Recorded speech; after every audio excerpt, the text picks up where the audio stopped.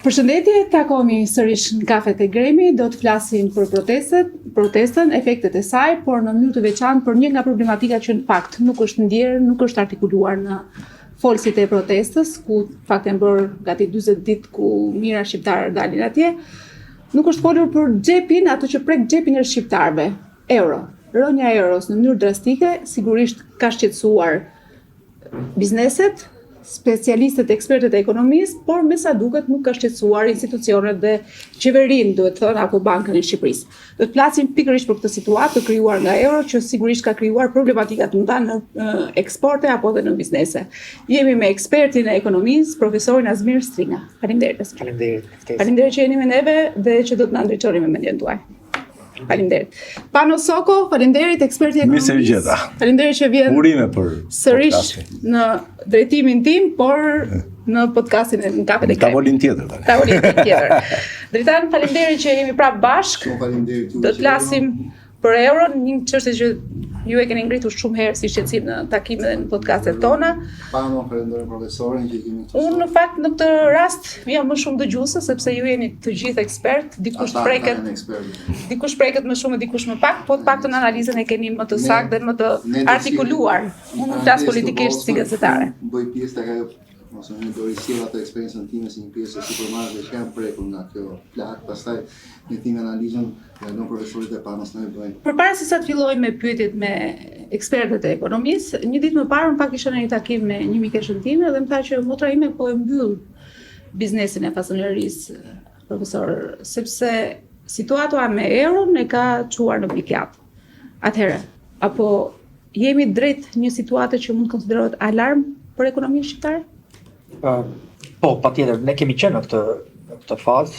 Fasoneria që ti përmende që janë një sektorët të cilët janë më të prekurit në kursin e këmbimit, duke qenë se produktet shqiptare që ose lira e shtuar që ata bëjnë në Shqipëri bëhet më e shtrenjtë, duke qenë se shkojnë gjithë për eksport, dhe është një nga sektorët shumë rënd të goditur, dhe që punson njerëz. Po kështu, ne kemi edhe sektorë të tjerë që më pak të folur, por vazhdojnë po kemi hyrë në vitin e 5, që sektori i bujqësisë është me rritje negative reale. Kur thuhet rritje për del negative. Le të qenë shumë me rënje reale. Me rënje pozitive. Në terma real, në po flasim në terma pra diçka me fakte. Po shkon keq. Dhe ai është një sektor që për ne është gati 18% e GDP-s edhe 25% e fuqisë punëtore që ne i klasifikojmë si të vetë punësuar, ata që punojnë në bujqësi. Të keq subvencionuar dhe me mekanizma që për shembull edhe vetë qeveria ose e ka pranuar kohët e fundit që skemat e subvencionimit kanë qenë të keq menaxhuar dhe biles kanë disincentivuar edhe shkatruar dhe më keq të produkt. Dhe fatkeqësia turizmi gjithashtu, se turizmi është eksport në koncept në shërbimeve. Prandaj në turizëm ne po bëhemi më të shtrenjtë, po pa përmirësuar cilësinë, që kjo do jetë gjëja që edhe për turistin që vjen nga jashtë do ta ketë problem. Edhe duke sikur tani nuk do ta shohim, do ta shohim në hapat më të ardhshëm.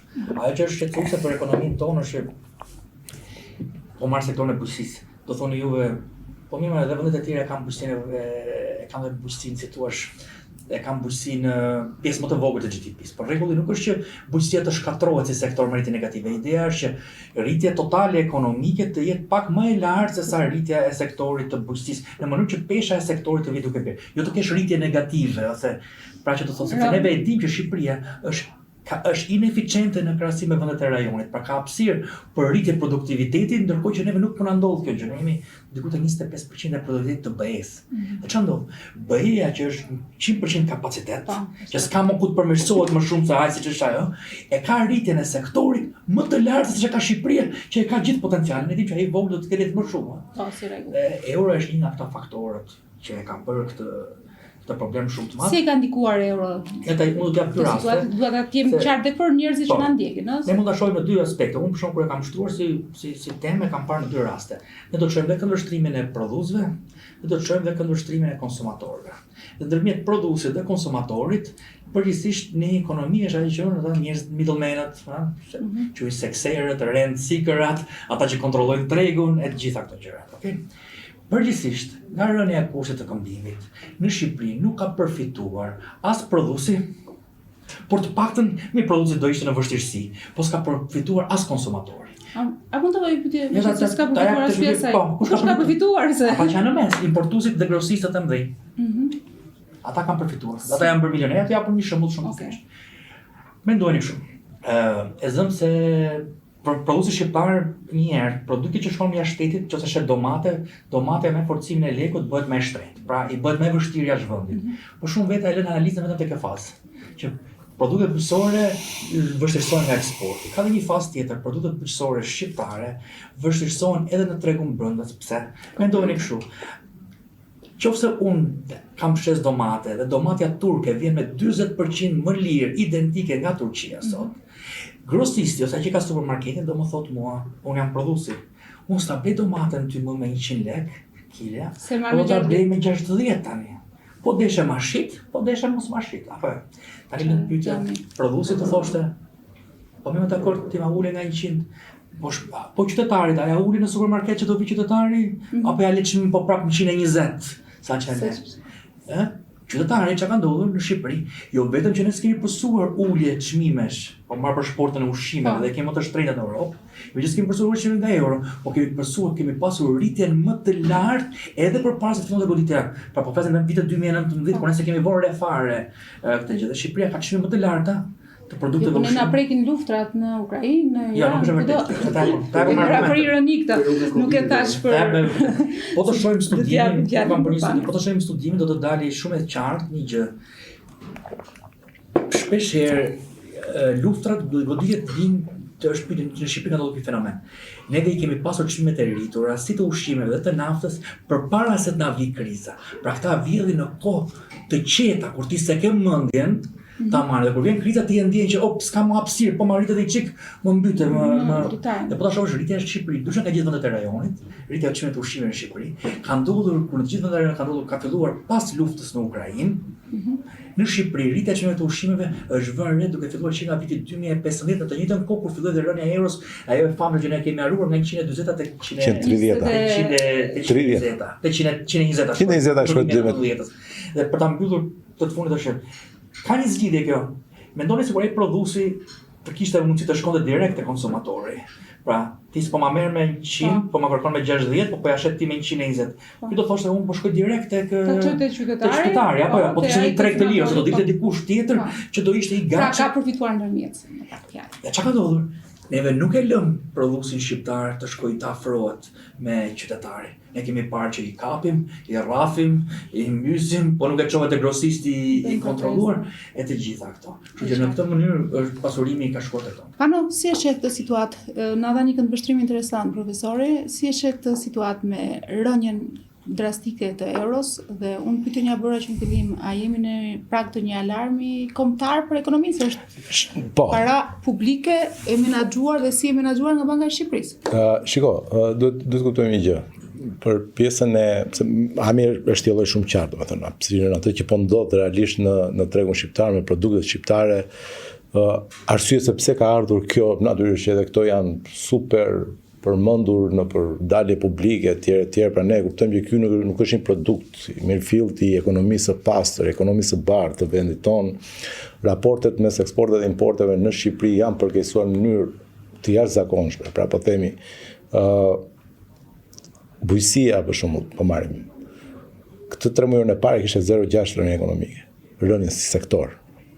Vjen pas 3 mujorë të tjerë që po bie. Prap në rënje. Pra, ka një trend, nuk është problemi më thjesht vlera nominale, është trendi, është rrugat, si pra sepse çfarë ndodh? Në të poshtë. Le të themi ecuria ekonomike funksionon një lloj si mekanika e Newtonit. Pra, nëse ti merr xhiro ekonomia, është si një top që bie nga lart. Është shumë e vështirë ta frenosh sa më shumë zgjat. Nuk e frenon dot. Nuk ka rëndësi se sa po bie. Rëndësishme është që në dishez. Domethënë edhe ti e pret, po sa më poshtë ti je duke e pritur, aq më i fortë është momentumi që ka industria për të ndaluar rrugën që ka nis, që është rënja. Ku është disheza? Dhe çfarë po ndodh? Çfarë po ndodh? Kjo nuk është më e madhja. Më e madhja për shkakun shoh që janë eksportet e produkteve. Pse? Sepse produkti shqiptar, siç e tha edhe Ami, ka humbur. në garë pasër ka humbur tashmë, ka humbur përballë produktit kosovar, makedonas, serb, grek e gjitha tjera. Abuzimi patjetër nuk diskutohet, që është pjesë e kësaj, që ka qenë një ndër arsyet sepse ne nuk e kemi reflektuar pak ato benefitet do duhet të merrnim nga euro.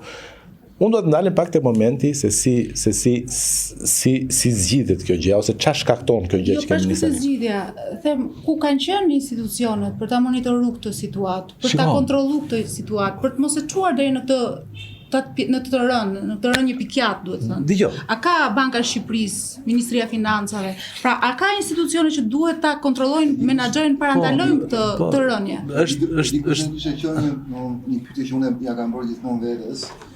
Kush është analiza e duhur për të kuptuar arsyet e forcimit të euros?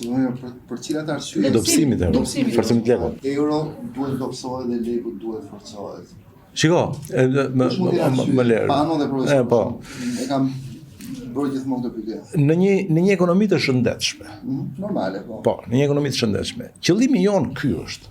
Pra qëllimi jon final është që të arrijmë të ndërtojmë një ekonomi të tillë, e cila në fund fare kthehet nga një ekonomi konsumatore në një ekonomi eksporti, prodhimi dhe eksporti, pra siç po bën le të themi Maqedonia tani. Dhe e gjithë rezultati i gjithë saj, le të themi, e gjithë i rrugtimi është forcimi i monedës venda. Prodhimit brendshëm. Po, rritje e produktit po. Një rritje e produktit të produktit vendas të ekonomisë prodhuar. Atëherë, kjo është ajo që do ndodhte në një ekonomi normale. Ne do rrisim ekonominë, do rrisesh investimet do rrisin produktin do rrisin eksportet, moneda do fuqizohet. Kjo nuk ka ndodhur, ka ndodhur kundër. Kjo nuk ka ndodhur fare. Tu ne thjesht kemi marr fuqizimin e monedës dhe kjo është metafizike. Kush është autoriteti në këtë rast, do dalte te Anduela tash që duhet ndërhyj në bazë le të themi të këtyre. E kuptojmë pse erdhi. Le të kuptojmë pse erdhi. Nuk është se në raport me eksportet dhe importet, leku shqiptar për shkak të produkteve shumëta që prodhojmë ne, eksportet të mëdha, është shumë kërkuar në treg. Nuk erdhi për këtë gjë. Erdhi për një arsye tjetër. Erdhi se ne në Shqipëri u dislokuan sasi të mëdha monede. Shumë moneda. Po nga pra, po që edhe për këtë ne nuk kemi një fakt, nuk kemi një gjë të prekshme, nuk kupton. Atëherë, për të kuptuar një gjë. Shiko, merr për ta analizuar. Unë jam i bindur pa Raporti kursit këmbimit për vitin 2025. Banka e Shqipërisë deklaron që janë 12 miliardë euro të këmbyer në Shqipëri. Ekonomia jon në 2025 kishte nevojë për 9 miliardë. Pra vëllimi i gjithë ekonomisë son ka nevojë për 9 miliardë euro të këmbyera, ekonomia e bardhë jona. E kupton? Për kaq kishte nevojë. Ja 3 miliardë euro të tjera, të cilat çfarë bëjnë këto? Ulin vlerën e euros. Prandaj po ta shikosh, që të marrë një çfarë ndodhi vjet. Banka e Shqipërisë vendosi ndërhyj. Dhe ka blerë diku te rreth 1 miliard euro. Janë operacione që kryer Banka e Shqipërisë 1 miliard euro. Pse? Sepse besoj që bazuar në të dhënat e ekonomisë reale që kemi ne, ata do lënë në këtë shifrën, që shikoni, nëse ne bëjmë 3 tranche, që shkojnë në total do shkojë diku te 1 miliard euro, ne do të arrijmë të stabilizojmë kursin e këmbimit dhe nuk arritën dot ta bënë. Nuk e bë. Pse? Se kishte sepse u bazuan në të dhënat e ekonomisë reale, që nuk janë të sakta. Pra nuk janë ato që kanë peshë. Të bëj një pyetje tjetër. Okej, të dëgjojmë me pyetje. Jo, se jemi gjithmonë në kontekstin e kësaj që po flasim. Pano thotë që ekonomisë shqiptare sipas të dhënave statistikave janë dashur 9 miliardë euro, ndërkohë që kanë hyrë 12 janë këmbyer 3 më tepër.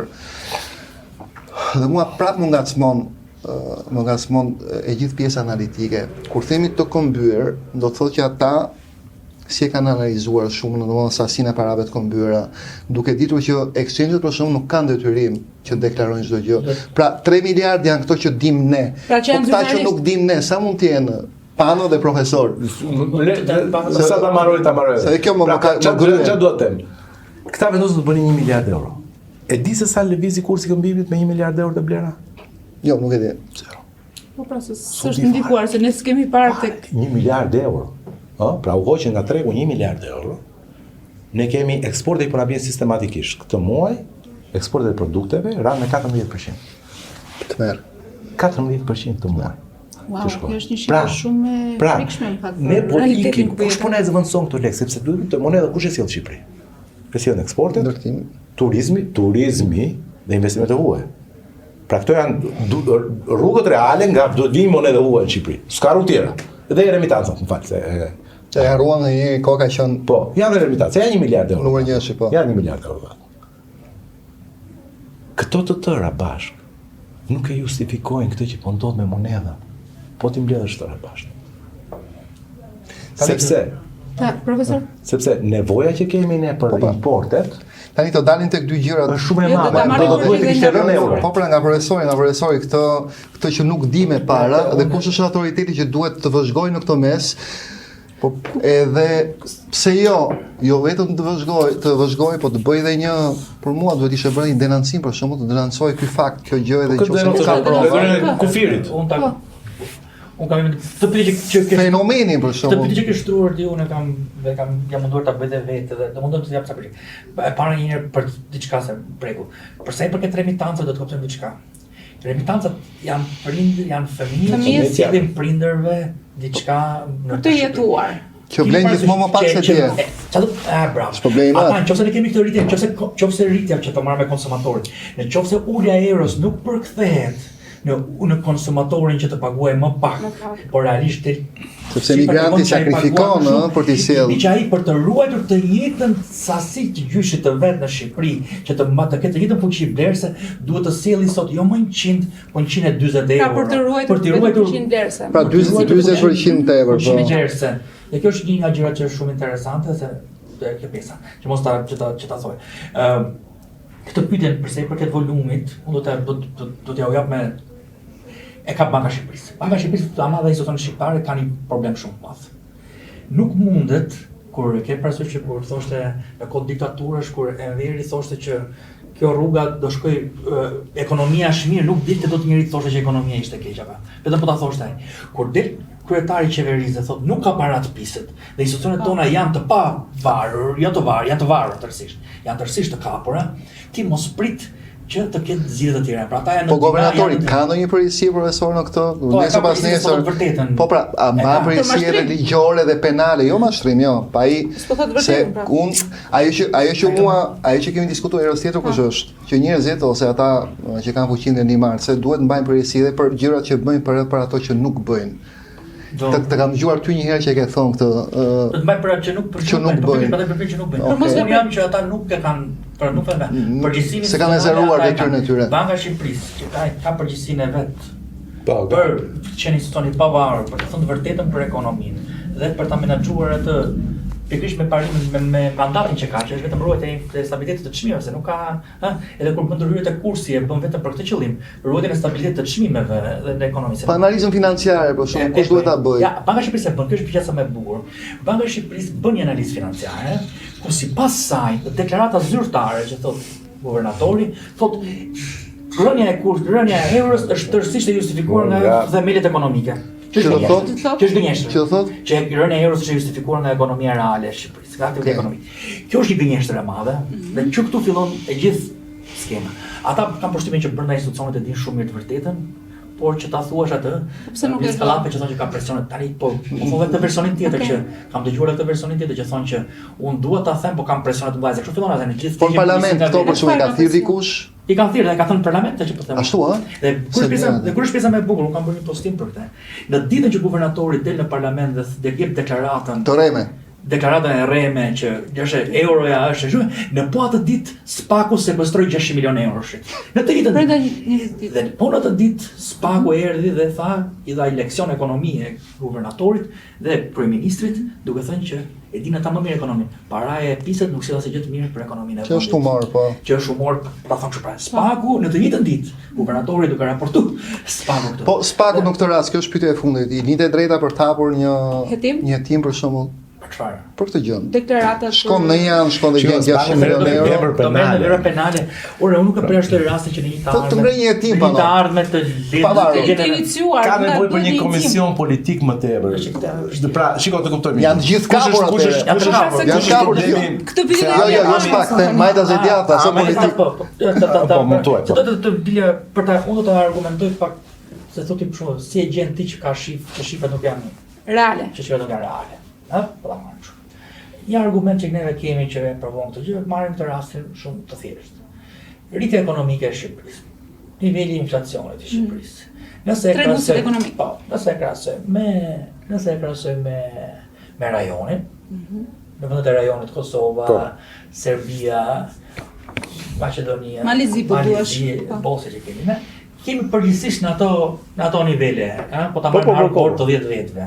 Rritje e ngjashme, Kosova që më shumë se ka qenë çik më e varfër se ne, po përgjithsisht. Gjë më e bukur është që të gjithë këto vendet që kanë pasur rritje sa në inflacion sa ne, nuk kanë pasur luksin të kenë zhvlerësim të monedhës. Pse? Kosova është me euro. Po, funksionon me euro. Malizi është me euro. Me euro, po. Maqedonia është pegt. Megjithëse ka monedhën vetë, ka kursin fiks. Dhe Serbia nuk i ka ndryshuar. Do të kanë shkruar një herë, unë kam thënë se s'kalojnë euro këto pikat e. Dhe Tanë çandot. Dhe kjo del blind shumë e madhe që thotë. Unë me që nuk i besoj qeverisë se qytetarët po zhvlerësohen paratë e veta. Domethënë do të kuptoni gjë. Kjo që po ndodh, pranë do të shtroja pyetjen, kush ka përfituar nga kjo? Po ta mbani mend banka edhe ndërkombëtarëve i ka pëlqyer pak, kjo shqiptarët nuk duan ta kuptojnë po.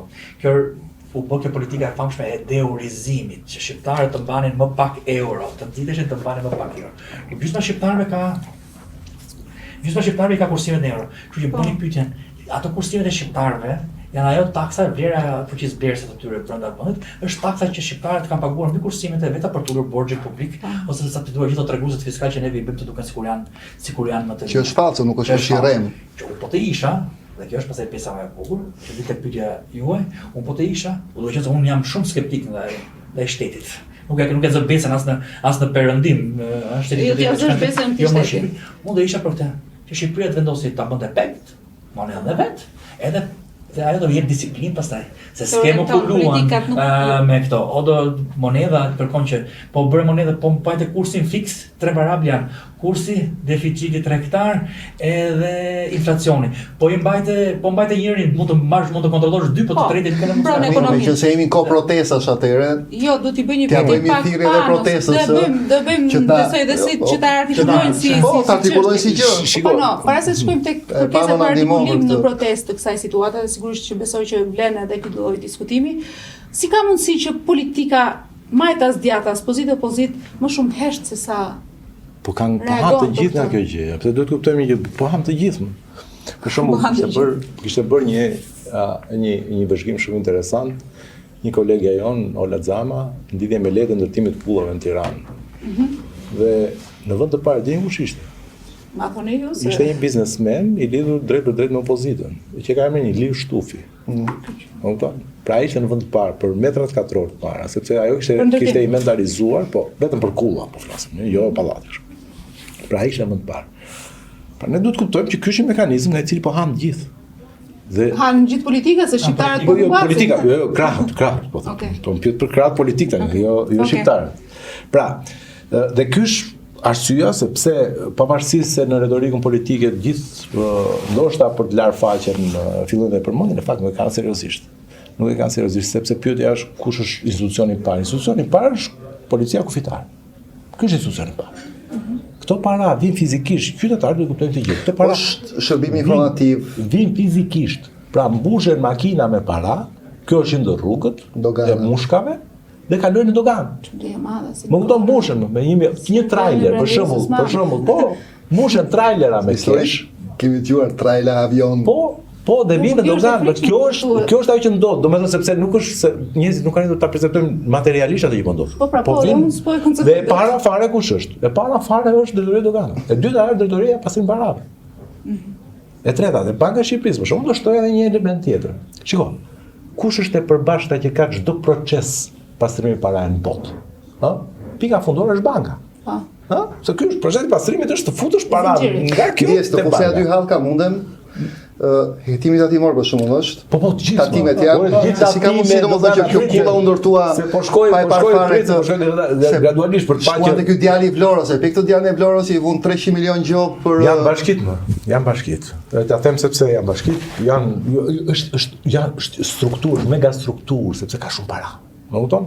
Po te banka do thoja, për shembull, te Banka e Shqipërisë do thoja, duke qenë se të gjitha hallkat e pastrimit të parave në fund përfundojnë te banka. Banka e Shqipërisë është përgjegjëse për mbikëqyrjen e bankave. Dhe këtu është, pse mendoni ju se kjo ndodh pa dijenin e Bankës së Shqipërisë? Gjithë ky bilanc, gjithë ky suficient Do mendoj që jo. Atëre që monedha që kanë në Shqipëri, Patjetër që mendon se do pa dinë bankë. pastaj kemi sasinë parave që janë jashtë bankës. Kjo është e Është me fortë. bekimin, është me bekimin e tyre. bankës së Shqipërisë. Kjo është e fortë edhe që the që gjitha Po çfarë ndodh? Pastaj kemi tatimet. Kemi bashkiet. Më thoni, a ka bërë një bashki, një investigim, sepse ka të drejtën për të kuptuar se nga vin parat, kur merr 8% e godinave? Pra shkojnë kompanitë dhe paguajnë 8%. Kemi prokurit e rreteve sepse ne themi gjithmonë Aty kemi fundë. Po spaku ka vetëm 2% çështjeve, 98% çështjeve ka prokurit. Kemi oficerët e policisë gjyqësore. Ti do të shikosh janë agjencitë qeveritare. Me çfarë merren këto profesor? Janë agjencitë. Po jo, është sistem pra. Me çfarë merren? Po flasim për sistem. Kanë braktisur shtetin dhe janë vendosur drejt paras. Janë orientuar te paraja për marrë lek. Po shpërndajnë dita. Atëherë jemi dakord që ky sistem duhet ta Ne prandaj dalim në protestë.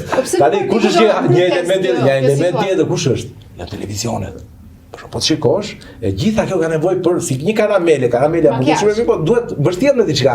Unë ta nxjerr tash se nuk e shet dot karamele kështu.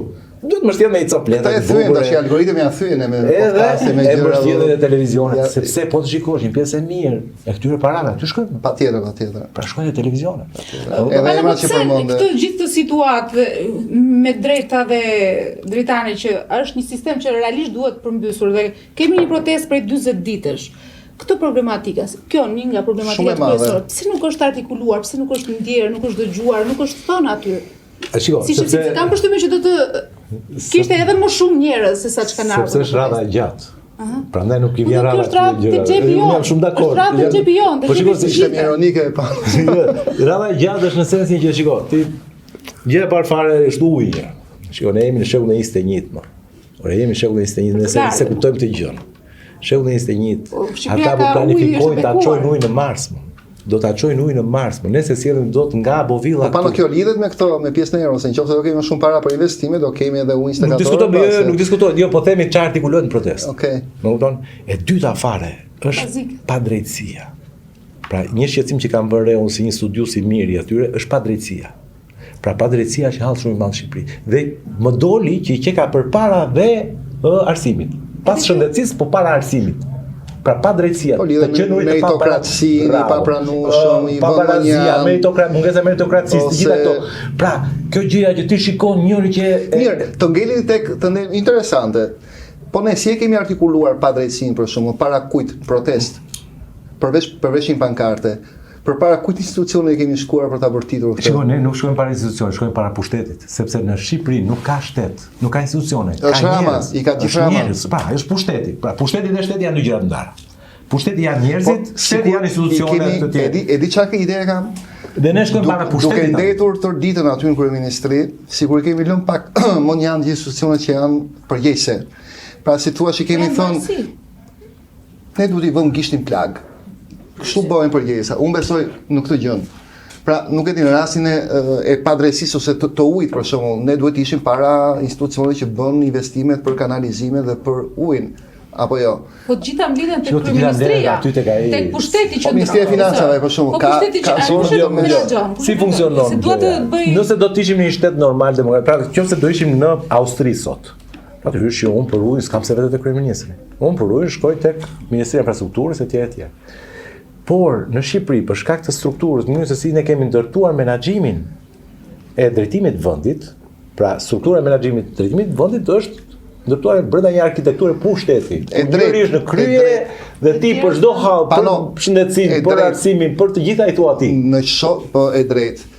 Nëse ne do kthejmë kokën pas në 37 a 38 ditë protest, aq mirë sa e ke artikuluar ti problemin e padrejtësisë, nuk është artikuluar kurrë në botë në 37 ditë protest. Ndaj dhe unë them se do t'i mësoj kësaj, ose aq mirë sa e ka artikuluar profesori problemin e rënjës serës, nuk e ka artikuluar kurrë askush në protest.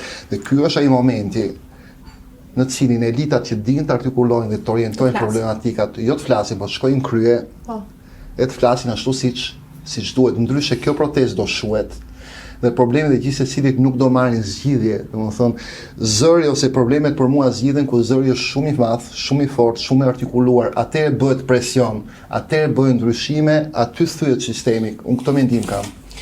Profesor, je dakord me propozimin e Dritanit, po pse nuk të kemi parë, në fakt se duhet kishim parë edhe ty dhe Panon aty në kam mundu të bëj pjesën time ta mbështes protestën sa kam pasur. Po edhe atje është zë që është me zë dhe figurë dhe indikon me vizione, me shkrime, me ide. Sigurisht që kjo tavolinë është një mundësi shumë e mirë për të folur. Për të influencuar, që unë kam dashur të.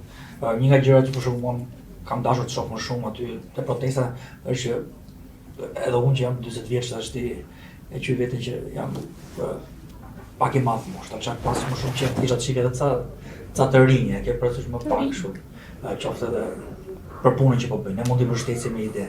Po për të dalë te kjo tema që pse nuk është padrejtia është fantastike, dhe është gjë shumë e mirë që po ka. Është një nga motivet që njerëzit e rrikin, ëh. Dhe faktikisht mua më ka pëlqyer, megjithëse nuk është parë shumë, po ta shohësh me vëmendje. Për shembull, kohët e fundit ka filluar flitet goxha më shumë gjatë protestës për modelin ekonomik. Pra që ka filluar flitet pak kush artikulon, prandaj po them, artikulimi nga njerëzit e duhur e përcjell më mirë dhe më fort mesazhin që duhet përcjellë. Apo jo. Të paktën ka filluar të flitet për është ky modeli dur ekonomik, ka filluar të flitet për çmimet e ushqimeve, ka filluar të flitet për euro. Po ka filluar, ka zënë pesh. Më përpara ne ishim zëra të shpërndarë në një makineri të madhe propagandistike që s'kishte mundësi ta thonë. Ku duhet të padrejtia. Unë gjithmonë kam pasur kam bërë një studim shumë interesant në Amerikë. Unë jam partizan i kësaj. Në Amerikë, kur vendosen rregullat kontable, vendosen për një studim që është më mirë të mos kemi rregulla fare apo të kemi rregulla që nuk zbatohen. Fakt të kesh rregulla që nuk zbatohen, zëre se nuk i ke. Jo, është e bukur, është anarkia, jo, ka nevojë njerëz. Po pra, sepse duke pasur rregulla që nuk zbatohen, nuk krijon padrejti, vetë rregullohesh. Vendosin në padrejti, vendosin në disfavor të ndershmi. I ndershmi do ta zbatonte rregullin gjithsesi pa pasur nevojë për enforcement. Por që sa ai e zbaton, ai tjetri nuk e zbaton. Ti e bën, kështu e kosta në Shqipëri që të qenur të ndershëm, të luar sipas rregullave të lojës, që është ajo që ne kërkojmë të nxisim për të qenë konkurrues në treg, se nuk do njëri të bëj biznes përveç këtu brenda me matrapazin. Po Gjermania nuk ka. Edhe pastaj do më thuash të tregoj dhe unë. Jo, tani sakrificën time pastaj. Sakrificë e madhe, po. Ma more mendimin, por në fakt direkt pas konkludimit të profesorit të dorë. Është bërë në Shqipëri, dhe kjo është çështja e padrejtisë në Shqipëri, është bërë është e pamundur për të ndershme të konkurrojë. Dhe paraja piset ka dhe një rregull që dihet, paraja piset e nxjerrë jashtë e paranë e pastër. Dhe gjë që neve nuk fol, unë kur e kam artikuluar pse unë protestoj. Dhe si e kam lidhur unë me pasigurinë dhe me padrejtinë, unë e kam artikuluar në 6 pika. Ma thënë që rendi kushtetues, kjo qeveri e ka tradhtuar Kushtetutën e Republikës së Shqipërisë. Dhe po të shohim, sepse i ka cënuar rënd të drejtat themelore për të qenë një vend i ekonomisë tregut dhe i demokracisë. Edhe po t'i marrë me raste. E drejta e përdorimit të pronës dhe e kapitalit financiar qytetarëve shqiptar të ndershëm i është cënuar. Ti nuk e përdor dot pronëntate pa lejen e këtyre. Nuk e zhvillon dot, nuk ndërton, nuk ngre dot planin zhvillimor, do t'i ashesësh vetëm atij që duan këta ose do blesh brenda atyre. Edhe kapitali financiar i ndershëm nuk lëviz dot se ta kanë cënuar atë kapitalin e piset. Dhe këtu pa këto të dy është shumë vështirë të kesh demokraci. Elementi tjetër që është i rëndësishëm, tu të kanë cënuar të drejtën e sipërmarrjes së lirë, dhe arbitraritetit qytetar, që është ky rasti, që të vinë të mbyllin. Dhe një nga arsyet të shumë veta e kanë studiuar në Kim, kjo është një nga arsyet të shumë veta, edhe megjithëse janë të ndershëm, zgjidhen ta parkojnë lekun e tyre në një apartament, sepse në një shtet arbitrar, hapja sipërmarrjes të bën që ai nesër ta mbyll të biznesin. Kurse në apartament e kanë kështu mendsinë njerëz dhe në Kim, do ma marrë qeveria, do bjerë qeveria pas 50 vjeç do e rimarr prapë pronën. Pra sa më i pasigurt të jetë ekonomia, shteti, aq më shumë njerëz kanë tendencë që lekun mos ta fusin në sipërmarrje, por ta fusin në beton. Edhe ata që janë të ndershëm po flasë. Dhe sipërmarrja është cënuar gjë tjetër që është themelore, po ta mendojmë, që të kjo padrejti. Ty është cënuar e drejta e privatësisë dhe të dhënave publike dhe private të tuat, të cilat sot aksesohen nga mafia, e pam neve çapo. Pa të dhëna private, personale, pa kapital dhe pa pronë, nuk ka mundësi të ketë demokraci. Ashtu dhe fundit fare, që është komplet i zhveshur, të shcënuar dhe drejta e protestës, ankimimit administrativ, pra të flasit, do të shko të provohet bësh një ankimim administrativ për vendimin A, edhe sa zgjidhje merr po ta bën keq. Merr dot zgjidhje apo po do lejë letra gabim do rish 10-15 vjet gjyqjeve dhe s'ke përgjetur drejtësi për ankimin. Po, aty ka një kleçkë te ankimimi administrativ. Po, si proces, ka një ligj, po që këto kanë bërë ligj mafios komplet. Dhe rendit, e fundit fare, rend që presupozohet që të mbrojë individin që do të thotë gjëra që nuk i pëlqejnë qeverisë, për qytet rend. Pa edhe po shau, edhe po bëri të jetë i mbrojtur, jo të jetë të ndjeti rrezikuar. Jo rendi të jetë në anën. Jo rendi se ai pse quhet diktaturë. Dërtan, i renditi sigurisht profesori gjitha këto çështjet e padrejtësisë, por unë dua të ndalem tek ju konkretisht, te bizneset e juaja. Tani ne gjithë diskutimi në fakt u nis nga rënja e euros dhe sa ka ndikuar në ekonominë, në supermarrje, në gjitha. Ju keni partneritetin europian, ne kemi diskutuar me kohë këtë gjë. Unë besoj për euron mund të kemi mbi 2 vite që shkruaj pafund. Ne bëjmë turizëm. Unë bëjmë medical tourism, bëjmë turizëm dentar, që nga 2009 kemi qenë të parët që i kemi lançuar e bërë, historia e thënë dhe stërthën, dhe unë bëj pjesë, ose mundësia ime është idhujt e mi kanë qenë ato sipërmarrës, le të themi që kanë kurajën për të investuar dhe kanë vizion për të krijuar, le të themi, vende pune, për të krijuar sipërmarrje, për të krijuar vlerë dhe shumë gjëra me radhë. Dhe unë e kam urryer gjithmonë sipërmarrësin që ka mik, sipërmarrësin që ulet dhe bën akorde në tavolinë, mua nuk s'm ka pëlqyer, s'm ka ngacmuar kur kjo gjë, domethënë nëse unë nuk kam një projekt, nuk kam një vizion, nuk arrit dot të krijoj diçka që të jetë e imja, le të themi, këto dillet e bëra për tavolinë, kaq e imja, kaq e jota, më duket më tepër si punë lacash, domethënë që ndajnë këto pazaret e drogës dhe kaq. Këtu te kjo rruga është gjithë sipërmarrja ime, ka nisur me 4.000 euro, unë kanë qenë emigrant, e tani unë i ofroj punë gati 100 e ca njerëzve dhe punonjësve. Kemi, besoj, diku te 3 miliona, 3.5 milion, ajo që faturojnë në fund të vitit. Dhe ne kemi qenë shumë mirë deri para 5-6 vitesh, pra le të themi patëm një bumë gjatë mirë. Hapim një gjë, pastaj një tjetër, gjëja u zgjerua pafundësisht shumë, dhe ndërkohë këtë kishim edhe nuhatur edhe problemin e njerëzve që ikshin që atëherë, dhe unë një farë zgjidhje, le të themi duke parë se si do evoluoshin gjërat në të ardhmen, e kisha dhënë, edhe si e kisha dhënë këtë zgjidhje, pra për të bërë që njerëzit mos ikshin, duke i dhënë gjithmonë sa më shumë të drejta. Dhe ne arritëm deri në atë pikë sa nga ai startupi i parë, që më 5 vite për shkak s'kam bërë një ditë pushim, kam punuar 18 orë në ditë, ne arritëm që të kishim dal nga dal një ditë pushim, 2 ditë pushim, 2 ditë pushim, domethënë unë i vura vetes një objektiv që ishte rekordi evropian, 32 orë në javë, po se ka askush.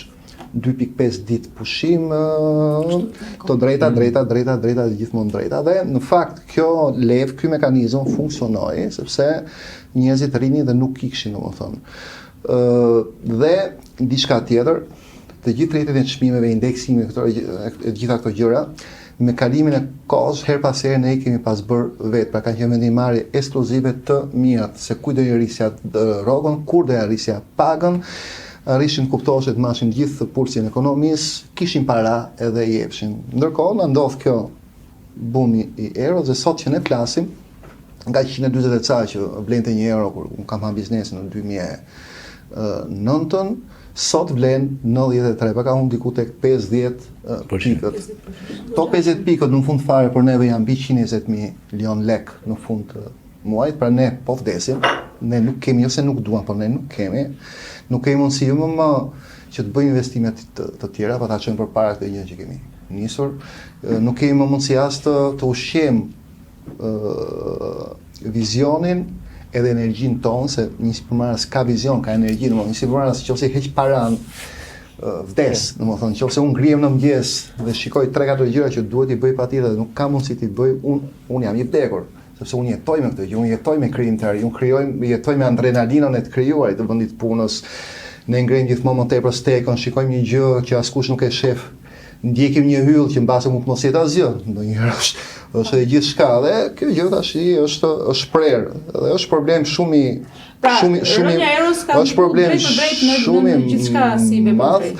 Shiko, me thënë trosh tani, unë nuk e di sa përqind sipërmarrës mund edhe të përfaqësoj, po ne nuk kemi më mundësi për të investuar, ne nuk kemi mundësi më për të kryer dhënë pune, ne nuk kemi më mundësi për të rritur paga dhe ne po mbjetojmë. Është si ai boksier që është në ring dhe është duke u mbrojtur dhe nuk lufton dot më. Tani, ku hy para e pist këtu?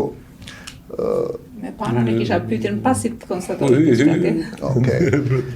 Para e pist hyn edhe hyn goxha, sepse ne kemi rezistuar, ne themi kësaj mëkatit të futis para zez brenda shtëpisë tonë. Dhe unë s'kam për ta bërë kurrë, sepse para unë besoj në Zot dhe nuk e dua para. Kam parimet e mia. E dyta besoj që të gjithë një ditë do paguajnë për atë para. Pra dikush do t'i marrë prej veshit, do t'i çojnë prokurorisë, do kenë as guximin të thonë se kush ja dha ato lekë për i pastruar, sepse ky është pakti dhe dili. Dhe treta, jam shumë i bindur që ekonomisë shqiptare ato i bëjnë shumë keq. Që për këto tre motive unë nuk do ta bëj kurrë, po nga ana tjetër themi ky është realiteti dhe unë di shumë mirë nga ato që dëgjojmë për qark, është që nuk ka ngelur le të themi biznes në Tiranë që nuk pastron para për fshirë edhe objektin të biznes për ne punojmë. Si e sheh këtë situatë Pano të pastrimit parave, në fakt, a lidhet drejt për drejt, pra ka një lloj lidhje për. Unë e thash në mënyrë shumë sintetike dhe pastaj mund të vazhdojmë. A lidhet kjo rënje e euros realisht me pastrimin e paras ose me paranë e pisë në Shqipëri, ose si lidhet me këtë? Vetëm para e pisë, sepse parametrat ekonomik nuk jemi akoma te 140. Me parametra ekonomik, raporti import-eksport, të gjitha këto me radhë, domethënë duke marrë parasysh edhe këtë rritje e turizmit etj etj. Pra, shiko tani, pse është shumë e rëndësishme kjo gjë? Kur bën analiza se si mbaron kjo historia e euros, po sa është dërdimshme pak. Si mbaron? Jo, po themi si mbaron kjo gjë. Dhe pra, okay, pra kemi rënë dakord që kjo gjithë është ndërtuar si një strukturë e cila ka pasur për qëllim që të facilitojë hyrjen e ca eurove, pra gjithë parat e drogës merren të lehtësohen për të pastruar këtu. Tani, iku kjo qeveri. Edhe një qeveri tjetër, si çfarë bën? Do vazhdoj goja? Nëse, jo, që të kuptoj. Jo, pra e hapa unë. Okej, si zgjidhe. E ka pyetje Ka unë. Pra, ndodhi kjo gjë. Tani çfarë bëj? Tani jemi përballë faktit. Përballë faktit e qeveri e re ndershme. Të pasur. Nëse ne bëjmë aritmetikën e ekonomisë sot aktuale, e pastrojmë nga të gjitha këto ingredientet që po flasim, kursi i këmbimit shkon 140. Ky është raporti natyror i kursit të këmbimit sot në Shqipëri. Me këto tregues ekonomike. Atëherë, duke qenë se ne kemi diku të rreth 10 miliardë euro importe, që shkon diku tek rreth 67% e ekonomisë së konsumit, që i bie diku tek rreth 7% e konsumit, është import. 78% e konsumit është import. Një rritje e kursit të këmbimit, se në rastin e parë, si shto Tami, këta i bërë për vete fitimi. Kemi në bërë për vete, po humbje në refusinere. Në rast të rritjes së kursit të këmbimit, në 140, për një periudhë shoku, po flasim 6 muaj ose një vit. E di çfarë bëhet tu? Ekonomia shqiptare humbet më shumë lek në përqindje se sa çka humbur me krizat piramidale. 97. Shuarja që inflacioni është gryerje paras, pra është grisje paras. Humbje pjesës copës së blerës paras. Inflacioni 50%, se është diku 93, shkon 140, është 50% inflacion. A kupton? Inflacioni 50%, çfarë shkakton këtu? 97.2. Atëherë, kjo më bën, bravo, kjo më mendoj. Janë të zgjidhja. Çfarë do bëj ja? Çfarë do bëj Pano? Ja erdhe ti, ndershmi i botës, e ndërprerë parën e pesë, çfarë do bësh? Dhe këtu futem lojë tani. Nuk ka asnjë kombinim tjetër të mundshëm për mua si Pano që unë ta shuaj vlerën, domethënë mbi vlerën e euros sot në Shqipëri. Pra mbi vlerën e sasive të euros sot në Shqipëri. Ato 3 miliardë që i fol. Nuk e shuaj dot. Po e shuajta, mua më ngritë njerëzit. Tu plasi lufta. Atëherë çfarë duhet? Dhe pse është e rëndësishëm tani? Që të mbetet gjallë. Në unë këtë doja t'i thoja sepse ky është apeli që do t'i bëja tani. Pra shumë e rëndësishme jo vetëm për veten tuaj të mbeteni gjallë. Është shumë e rëndësishme për vendin që ju të mbeteni gjallë, sepse juve do të jeni njerëz. Jo, që do të po bëj një bashkësedim dhe mua po më ngrej zemrën ai po më jep goxha kur ajo ne do ngelemi gjallë vëlla. Është shumë e rëndësishme. Po patjetër. Po për vendin fjalë. Më kupton pse? Sepse ju jeni njerëzit që këtë 3 miliardin e 50 euros do ta zëvendësoni me lekë të pastër. Se shiko, çdo qeveri që të vi nuk do ta mendoj dot që tani për të barazuar atë lekun e pismë të pastër, me lekun e pastër me ato le të barazimin e lekut të pastër, do duhet të heq 3 miliardë euro nga ekonomia. Nuk i heq dot. Ato 3 miliardë do t'i sjell me një formë tjetër ekonomie dhe kush mi sjell euro? Sa kohë duhen për këtë? Sa pikërisht? Nuk e di. 5 vjet, 6 vjet, po do një paketë shumë fort. Pra do një paketë që tani, ku diun, prodhimi bujqësor, agropërpunues, fason, gjitha, dhe një paketë të fort. Të më kompensoj dhe të më marri 3 miliardë që ma sjell ai, ma sjell ky. Pra duhet i Dhe arritjet qëndrueshme pastaj janë. Po, sepse unë duhet i fuqizoj. Në fakt më ka bërë mirë kjo çështja e parasë së pisë, sepse ai më ka bërë fakt, më ka vendosur tekën mua. Dhe më ka thënë që ti zotri duhet të prodhosh kaq 12 miliardë. Dhe ti nuk mund të zbresë. Dhe unë nuk zbres dot edhe unë tani jam i detyruar, kam lakun këtu, duhet të jej ku ti je 12 miliardë. Dhe çfarë do bëj? Më duhet patjetër paketë. Dhe prandaj them, po paketa do njerëzit ku do të çosh, se mund të kesh lekë, mund të vi me dëshirë mirë për 500 milionë euro, po. Për ndihmuar gjitha bizneset që prodhojnë eksport, për të u fuqizuar, për të më kompensuar këtë 3 miliardë që do heqja parat e pista. Qartë. Dhe kjo do ishte si. Dhe mua prandaj them tani që rini gjallë. E rëndësishme është momentin e di kush është problemi, e di kush është problemi me tani panon, ta them sinqerisht, ëh. Të mos shkurtojmë njerëz nga puna. Po, Kjo është dhimbja ime më e madhe, e di që ndonjëherë ulem dhe mendoj, nuk kalojnë të gjithë. Pastaj një pjesë është pjesë e jetës time për shumë vitesh. E them këto heq. Këtë jo, po prit se ky këto ka këto, po këtë më lidh kjo, po këtë më lidh kjo tjetra, nuk i do ta skond. Dhe kjo është drama më e madhe sot. Themi dhe kjo dramë nuk mbaron këtu, profesor. Sepse përveç se të shkon dhe të godet me euron, në rënë euro, sa i të godet edhe me informalitetin, me gjobën edhe me rishfetin e këtij djalit nga Vlora, që unë e kam thënë gjithmonë, a e di sa është rishfeti në Shqipëri, unë se paguaj, i kam thënë sikter. Për mua është 10 deri 20% e prodhimit brendshëm. 2.7 5.4 them unë në vit. Është shumë, dhe kur një supermarkes bën sa llogarira për vetes dhe thot do investoj në Shqipëri, është keq edhe për investimet e huaja. Edhe thot taksa mbi fitimin është kaq. Taksa tjetër është kaq, drita kaq, stafi, këto domethënë shpenzimet fikse dhe variabël janë kaq, bën 2 llogari dhe thot, "Ok, në rregull, shkoj në Shqipëri dhe do investoj." Ose një shqiptar thot, "Kthehem nga diaspora, do investoj." Taksën e fshehur ama. Taksën e korrupsionit. Nuk ta thot kush. Dhe nëse ne i mbivendosin taksën e fshehur, ky vend nuk është më kaq atraktiv për të investuar. Më kupton? Jam shumë dakord. Dhe ne jemi heroj. Po them se kjo ka për shumë mirë. Do them një kundërshtrim tjetër. Shqipëria, potencialin e vet ekonomik, për nivelin e riskut që të vijë ai huaj, do një normë kthimi, që të justifikojë investimin që do bëjë në Shqipëri. Dhe Shqipëria, a mundësit se ku mund të investohet, janë ato që janë, kemi pak të limituar me këtë që jemi, se nuk është se jemi treg i madh, por çfarë mund të bëjmë ne? E vetë që ne mund të. Ja, to profesor të ndërpres pak, nuk i ka dhënë mundësinë se jemi këtë padrejtësia këtu të mirëve që të thonë më të mirën. Se fantazia e shqiptarit është shumë e madhe, ëh. Ne kemi të kurrur. Çfarë mund të bëjmë ne? Këtë do të thotë, çfarë mund të bëjmë ne se panë i preku sa gjë. Panë edhe një zgjidhje interesante për situatën që jemi dhe do ta plotësoj. Ajo që neve duhet kemi parasysh, nëse Shqipëria do që të bëjmë atraktiv që para të fillojë çarkulloj. Ajo që thotë juve, primet e riskut duhet i ulim. Një nga primet më të mëdha të riskut që kemi ne është primi i arbitraritetit shtetror. Pasiguria juridike në Shqipëri. Stresi që të krijon. Është i tmerrshëm. Çdo person që po të fusi këtë në komponent, nuk i leverdis të investojë. Por inspektor që ti paguan me taksat e tua të marrin tër ditën aty. Ja, po këto që të vinë kështu. Këtu do të dalë se ti përmend korrupsion, tani do të them dy gjëra që është shumë interesante, që ta lidh pak me këtë. Kur folëm për euron, unë kam një kundërshtrim timin i çështjes. Kur flasim për euron, që pse një nga arsyet pse ra euro, duhet të kuptojmë diçka që paraja e pisët vetëm që hyn në ekonomi, por paraja e pisët që të pastrohet ka nevojë për prim apo do të pagush discountin, Pra ajo që ne po vëjmë re, që 1 euro sot nuk blen vetëm sa 60 cent, 40 cent që është fija që i chargjohet çunave nga oligarkët për pastrimin. Jam i qartë. Ti si konsumator, pra rritja e çmimeve në Shqipëri që ne shohim, është sepse ai me 1 euroshin, duke qenë se ai ka të pisët, nuk mund të blej të njëjtën gjë që blen në Londër me 1 euroshin, ose njëjtën gjë që blen më parë, do të blej më pak.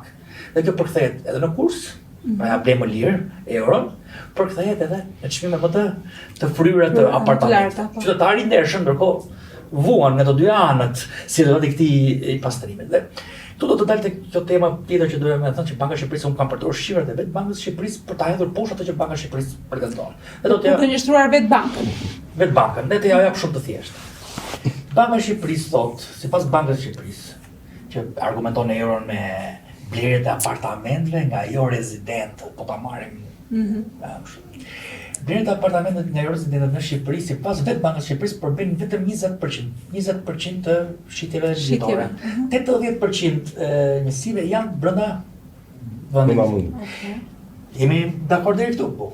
Pastaj Banka e Shqipërisë thotë që manimo që bëre të rregullin e famshëm që kredia nuk do të ishte britanise. Unë jap studentëve, kam 10 vjet që ja jap studentëve në gjithë botën, ne zbatojmë më përpara që kredia, kosti i kredisë nuk mund të tejkalojë më shumë se 40% të ardhurave mujore të individit. Pagës. Që merr pagë atë kredi. E thamë dhe këtë. Tani sipas Bankës së Shqipërisë, vetëm 3.6% e familjeve shqiptare vetëm 3.6% e familjeve shqiptare kanë të ardhura gjithë përfshirëse më të larta se 2.000 euro në muaj. Kur e grua, po flas jo vetëm rroga, gjithë përfshirëse, dhe nga qeraca mund të se bëhet kjo hilja me qerat bëhet shumë, e për banka që justifikojnë kredi më të larta.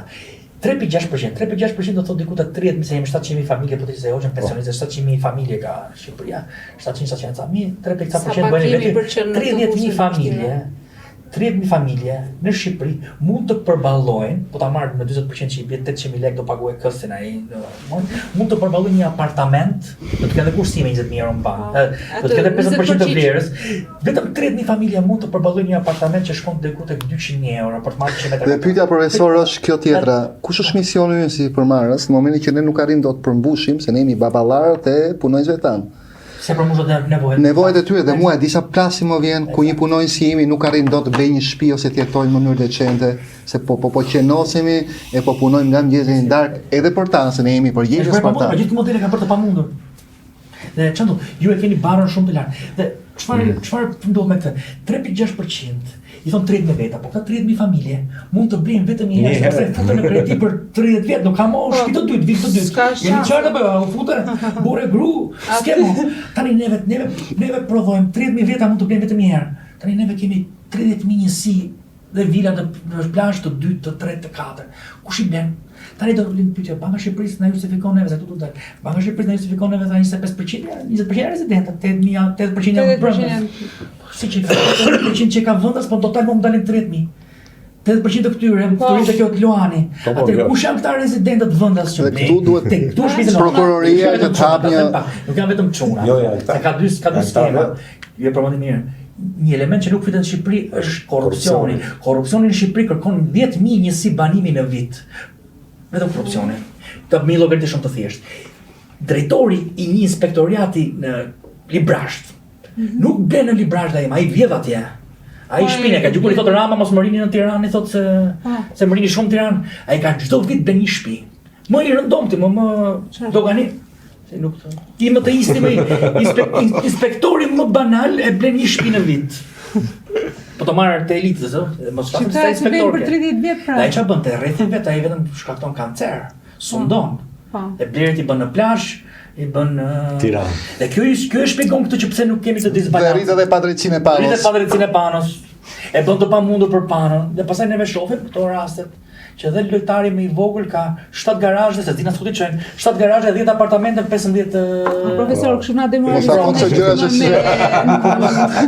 Ne që punojmë me ndershmëri, po na demoralizon. Po thotë që e ndërshojmë shumë korrupsionin.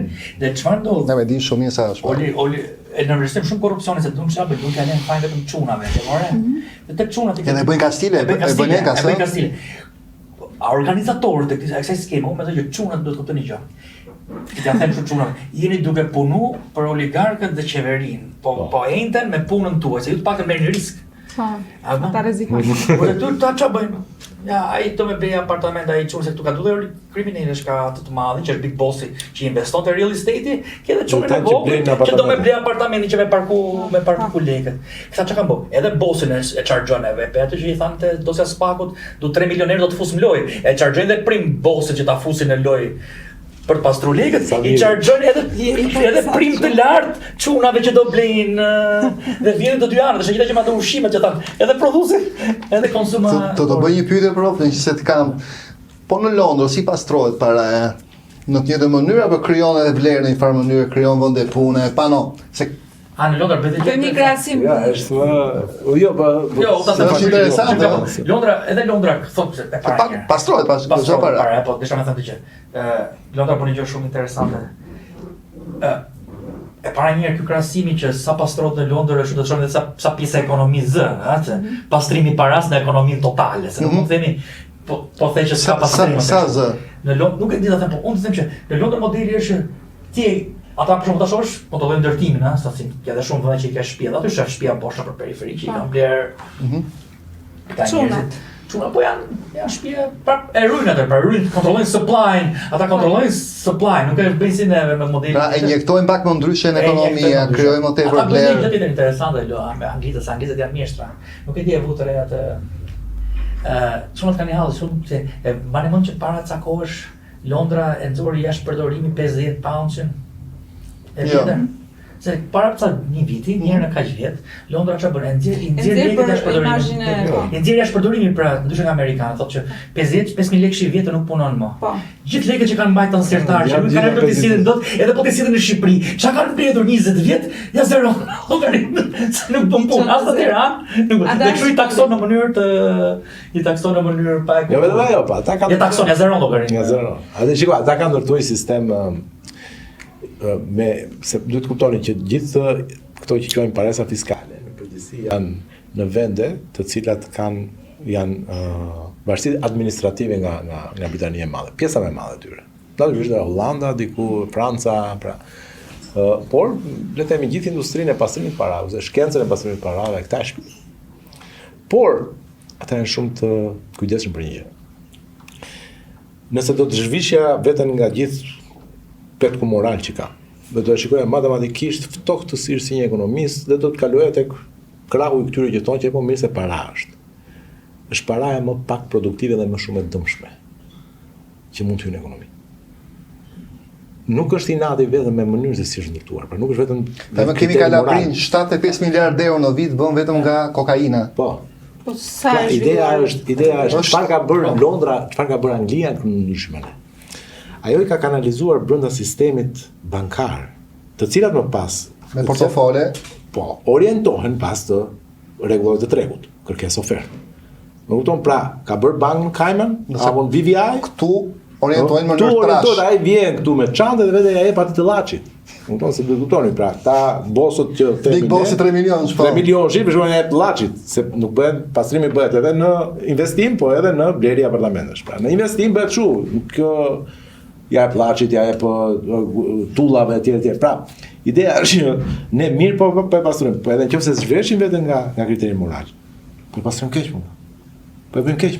Po dëmtojmë, tani dëmtojmë, po tani unë nuk jam ekspert. Nuk kam madhe mos më dëmtoj të tjetrin.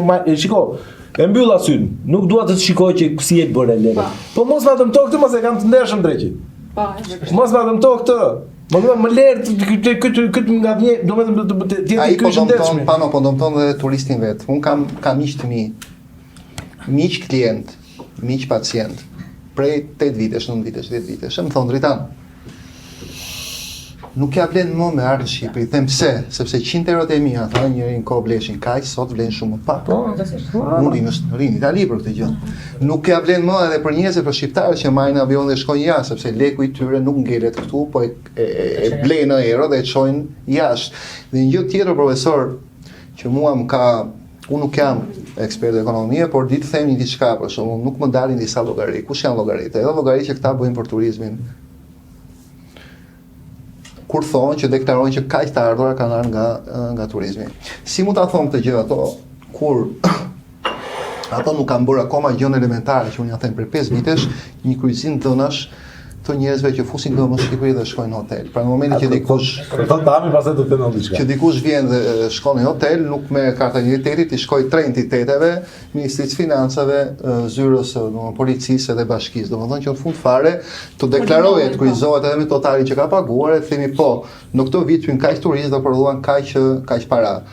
Sa e vërtet është kjo shifër që këta deklarojnë dhe ku bazohen këta kur thonë kaq të ardhur edhe nga turizmi? Ata e bëjnë me, domethënë, teoretikisht shumë flas zyrtarisht se çfarë bën. Kjo skema që theti që është skema më e mirë për të bërë në Shqipëri, është e mirë edhe për të kuptuar edhe modelin e turizmit. Por fatkeqësisht kjo mbajtja e të dhënave nga një sit hotelier në Shqipëri është shumë për të dëshiruar. Se nuk bën dot një kryqëzim apo jo? Mos të paguajnë as taksën, ata tarifën e banale për 500 lekë. Dhe pastaj na kërkojnë lek neve nga Tirana që t'i pastrojmë. Që ti pastrojmë. Kështu që ka i problema. Ajo do ishte shumë e mirë, do na tregonte pastaj edhe metët e qëndrimit, se sa është nuk është e rëndësishme numri i turistëve, se sa është e rëndësishme sa neta i rridhen, çfarë lën në Shqipëri në kuptimin e turizmit. Por shifrat zyrtare që këta bëjnë që e përdorin në mënyrë indirekte, pra turizmi nëse e marrim si komponent, kam shqetëson pastaj pak më shumë se edhe nëse e marrim me çën shifrën e tyre. Pra për ta bërë troç pyetjen, a kanë ndonjë margë ato që ta përdorin e themi këtë gjën për të lënë dikë në recepcion që vetëm të shtyp kupona në fund ditës e të pastroj atë çantën që thotë pano që i çohet. Pastrimi Ata shumë. ka shumë veta që e bëjnë këtë punë, se që ka shikoj, ke vetëm turizëm dentar, ti ke edhe turizëm transport. Jo, unë flas për turizëm, jo për dentarin, ëh. Unë ta kam fjalën për hotelet, për restorantet, për ato e bëjnë këtë punë. E bëjnë këtë punë. Desha me thonë. Pjesa më e madhe e hoteleve janë bosh, si mendoni se mbijetojnë? Po e bëjnë këtë Nuk e paturuar. Nuk është kasë. Pra, sa reale janë këto shifra profesor në fund? Tani. Tash pa unë të them që unë jam skeptik për një gjë se Shqipëria aktualisht unë do ta bëj tjetër. Shqipëria sot që gjë që më shqetëson. Shqipëria sot ka kapur nivelin sipas shifrave zyrtare, ka kapur nivelin më maksimal të turizmit si përqindje e GDP-s në ekonomi, 25%. Që i thonë? Që 25% sa diku tek 6 miliard. Dhe çfarë do të them, kjo është bashkë direkte dhe indirekte, me efektin indirekt. Në bujqësie Me konsum që Okej. në këtë zinxhirin e vet. Dhe ai konsumatori që theti prapë shkojë te ky supermarketi për ta blerë, se për ne mbyllet zinxhiri që edhe turisti Që merr domatën në Maqedoni, është po. vjedhur që merr domatën turke me çmim shqiptari, ose këtë që e vuan. Dhe sektori do ta vuajë këtë. Po 25% unë kam dash bëj këtë pyetjen. Me 25% ne jemi në niveli kemi bërë sa Kroacia, ne jemi bërë sa Kroacia dhe jemi bërë sa Greqia. në përqindje. Në përqindje. Dhe nuk ka vende të tjera më lart se kaq. Por ajo që neve na diferencon nga ato është një gjë shumë interesante. Nëse ne bëjmë bujqësi, turizëm, edhe ndërtim, që ndërtimi është i lidhur me 50% e GDP-s, ne kemi kapur diku te 60% e ekonomisë tonë, mbi 60% e ekonomisë tonë janë këto tre sektorë. Greqia nuk e ka këtë. Te Greqia nuk është vetëm turizëm, ndryshe nga ç'po pretendon ato kanë dhe sektor shërbimesh, transporti, detar, i kanë flokë të jashtëzakonshme logjistike, transport. Dhe kjo që ne do të shtrem dush, ose kryeministri pretendon që 25 është e vërtetë, se këtu do të dalë. Sa ka menduar ta çojë turizmin si përqindje e GDP-s? Sepse po të them që vendet që kanë turizmin e GDP-s më shumë se 50% janë vende si Vanuatu, Maldiv, to vende që ti i shef për interesor. Dhe do të them një gjë, do të them Pano se një gjë do ta ftoj Pano mendoj mirë këtë që po them se është shumë serioze. Në kohën e Covidit, se shumë e rrezikshme që thotë. Shumë rrezikshme. Por shumë ne pam që i tërë zinxhiri i turizmit vdiq dali. Domethënë pyetja që duhet i bëjmë vetes është sa e strukturuar shumë i dëm, është kjo gjë. Dhe çfarë mund ndodh në momentin që ne do kemi një pandemi të dytë, një luftë afër vetes se ku ti gjon. Dhe në kohë Covidi i vepi turizëm që rezistoi dikush ishte mjekësori. E di pse, për dy arsye. Dhe prandaj për dy arsye, e para se gjithë meshin ndeje, për arsye mjekësore. Dhe e dyta, se gjithmonë dentisti atje, para ishin mbyllur dhe e dyta kush vazhdonte kushtonte shumë.